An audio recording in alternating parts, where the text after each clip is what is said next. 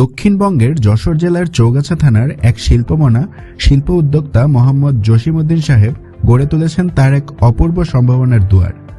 খুলেছেন সেখানে এক কৃষি সম্ভাবনার ফ্যাক্টরি, যেখানে তৈরি হচ্ছে চিনিগুড়া চাল, ডাল, সয়াবিন তেল, তেঁতুল কাঠের ঘাট বানানো খাঁটি সরিষার তেল, সেমাই, স্টিক নুডলস, হলুদ গুঁড়া, মরিচ পাউডার, চা পাতা সহ বিভিন্ন ধরনের প্রোডাক্টস। আমাদের কোম্পানির নাম Discovery T and consumer product limited. এটা আসলে আজকে যে উদ্বোধন হয়েছে এটা না, এটা আমি বিগত 3 বছর আগে থেকেই পূর্বে থেকেই এই কোম্পানি চালু হয়েছে। 3 বছর ধরে আমরা বিভিন্নভাবে বাজারজাত করে আসছিলাম। তবে প্রত্যেকটা বিএসটিআই অনুমোদিত এবং অনুমোদন আমরা পেয়েছি। এখানে যেটা দেখছেন সেটা হলো সয়াবিন তেলের সম্পূর্ণ হাতের ছোঁয়া ব্যতীত বোতলজাত করা।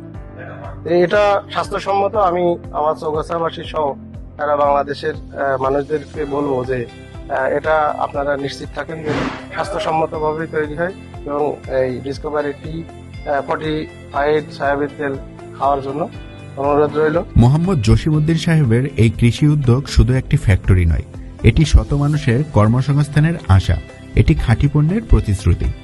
আসুন আমরা স্থানীয় শিল্পকে ভালোবাসি, দেশীয় পণ্য ব্যবহার করি আর এমন উদ্যোক্তাদের পাশে দাঁড়াই যারা বদলে দিচ্ছে আমাদের ভবিষ্যৎ।